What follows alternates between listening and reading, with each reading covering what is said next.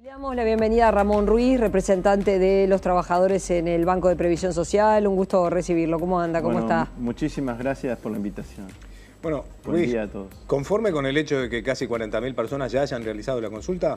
Sí, creo que es una respuesta interesante en el sentido de que si analizamos quiénes son los 40.000, el 80% de esos 40.000 trabajadores y jubilados está comprendido dentro de la ley. Esto quiere decir que hay un colectivo, un universo que está muy bien informado, o sea, la gente que no está comprendida no está llamando para averiguar, porque prácticamente, como decía, el 80% de los que llaman, la respuesta es: usted está comprendido y tiene que venir en la primera etapa, en la segunda etapa o en la tercera etapa. Ahora voy a explicar un poquito en qué consisten esas tres etapas. Y lo otro es que dentro de ese 80%, un 70% de esas personas resulta que van a tener que venir el primer año, o sea, en la primera etapa. Son las personas que están más cerca de la jubilación.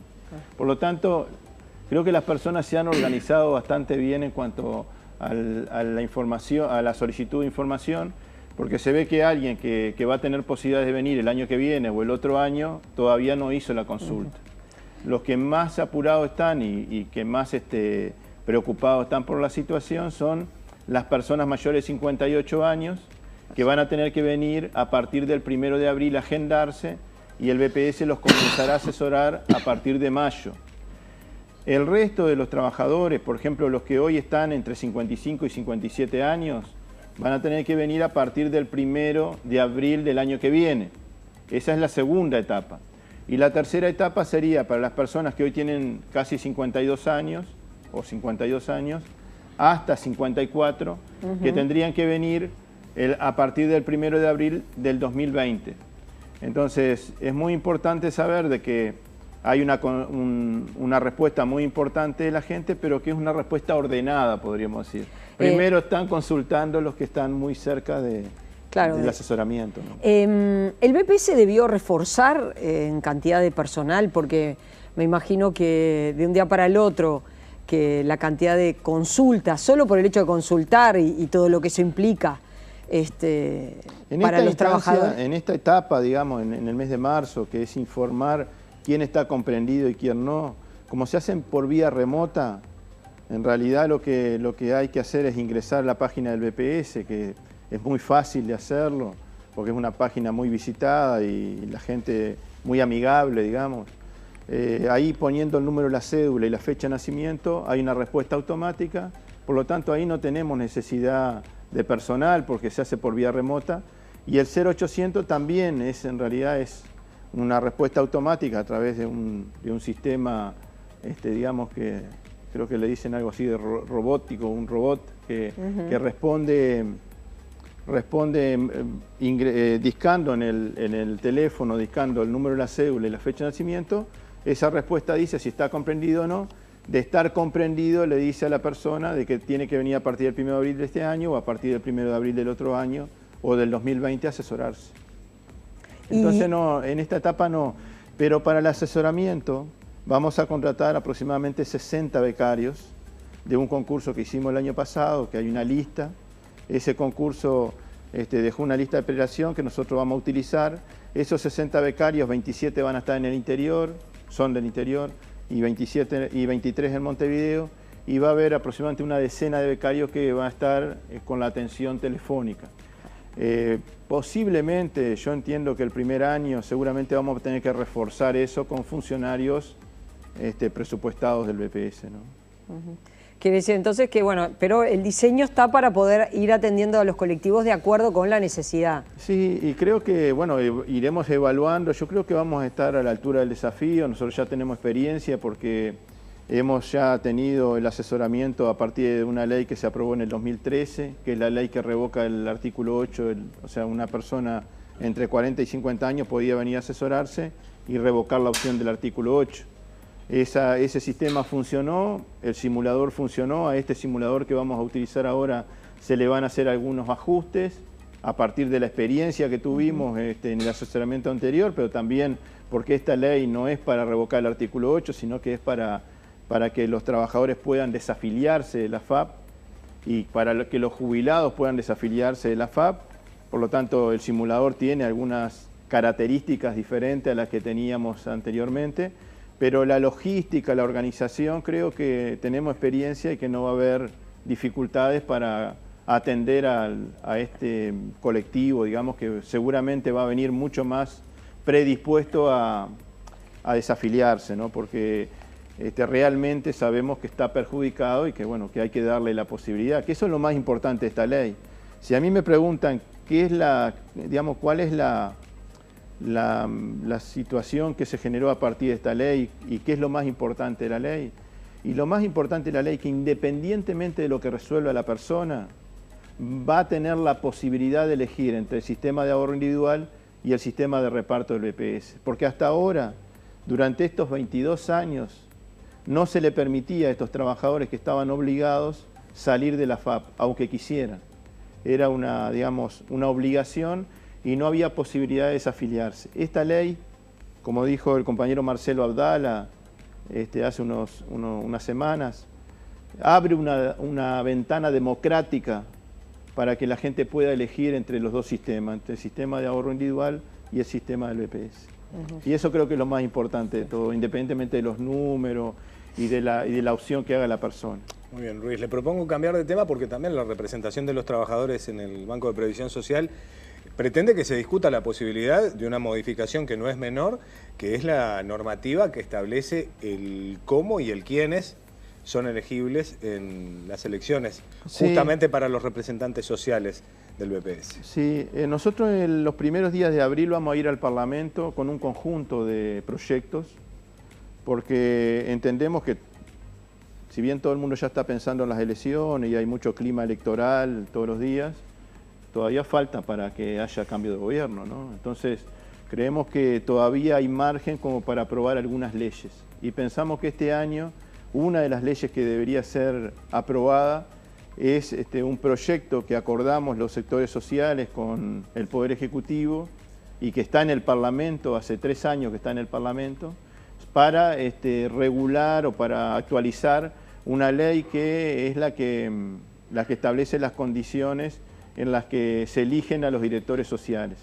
Esa ley es una ley muy antigua y cada vez que hay elección en el BPS se produce un terremoto de declaraciones, porque ese día hay gente que va, digamos, media enojada a votar, porque no entiende por qué tiene que ir a votar, no hay poca información, es una elección complicada, elegimos a 3 equipos, digamos, el mismo día, el de los jubilados, el de los trabajadores, los empresarios. Algunos tienen que ir a votar a algún circuito en un orden y en el mismo circuito se vota en otro orden, o sea, hay distintas complicaciones. Además, no todos los trabajadores pueden votar, no todos los empresarios pueden votar, no todo, bueno, en el caso de los jubilados, por supuesto que sí, pero eso genera de que, por ejemplo, un trabajador que quiera votar le dice, no, usted no está habilitado, y se enoja. Otro trabajador que no quiere ir a votar dice, yo estoy obligado y no quiero ir. Entonces, va a haber algunos cambios para que no ocurra en esta elección lo mismo que ocurre siempre. Los políticos, sobre todo, los diputados, los senadores, las autoridades, ese día de las elecciones y al otro día hacen muchas declaraciones diciendo que horrible y después durante 5 años no se hace nada. Entonces lo que queremos es que se actualice esa ley para evitar bueno, todas las situaciones no deseadas. Por ejemplo, ¿ustedes están buscando que no sea obligatorio el voto? Nosotros decimos que en el caso de que haya una sola lista, ¿para qué va a haber elección en ese orden? Pero es distinto a lo que le pregunto. En un escenario de más de una lista, en un escenario normal, ¿ustedes consideran que tiene que mantenerse la obligatoriedad, sí o no? Sí, me parece que sí, porque es muy importante el respaldo que tengan los directores sociales. Porque si digamos, a un representante de los jubilados, de los empresarios, de los trabajadores, lo vota poquita gente, lo vota muy poca gente, el respaldo que tiene y la legitimidad que tiene ese representante luego se puede sentir en su gestión, porque digo, me parece que cuanto más participación exista, y creo que si fuera voluntario sería muy pobre esa participación, me parece que tendría que ser obligatoria. Con mucha información, porque ¿qué pasa? Muchas veces se informa después de la elección lo que pasó y no se informa antes de la elección, ¿no? Digo, perdona, Uruguay es prácticamente el único país del mundo donde dentro del directorio del BPS están representados trabajadores, jubilados y empresarios. Es el directorio más plural que tenemos en el país. No hay otro directorio que tenga más representatividad social. Y es uno de los institutos que ha tenido una experiencia de participación social exitosa. Nosotros en el BPS podemos decir que la participación social contribuyó, ayudó a que el BPS funcionara mejor, a que el BPS se fortaleciera como institución. No es mérito solamente de la representación de los trabajadores, pero pensamos que es una experiencia a mirar, a estudiar, y bueno, y tenemos que seguir en esa dirección, ¿no? Al cierre de 2017 y en este comienzo de 2018, ¿creció el seguro de paro en el sector agropecuario? ¿No creció? Nosotros tenemos, digamos, por ahora la información de que no ha habido crecimiento del seguro de paro a nivel general y en particular del sector rural. Vimos en las redes sociales y en algún medio que había personas que estaban exhortando a que los empresarios me enviaran a sus trabajadores de seguro de paro para generar una situación de inestabilidad. La verdad que creo que no vale la pena hablar de eso porque me parece que es una propuesta tan disparatada y tan fuera de lugar que nosotros creemos que la seguridad social se tiene que usar bien. O sea, cuando un trabajador está en problema y tiene falta de ingresos, falta de trabajo, falta de salud, tiene que tener la cobertura de seguridad social. Pero esa cobertura no se tiene que generar artificialmente con otros fines. Me parece que eso es totalmente una propuesta que está totalmente fuera de lo que queremos para la seguridad social. ¿Y hay algún otro sector de actividad que usted dice, bueno, es preocupante la situación de este sector y el envío al seguro de paro? Ustedes saben que hemos tenido más dificultad en algunas regiones del país, tenemos dificultades con algunos sectores de actividad. El seguro de paro, nosotros en uno de esos... La leche es uno de ellos. Pues, en uno de esos proyectos nosotros queremos analizar el tema del seguro de paro rural.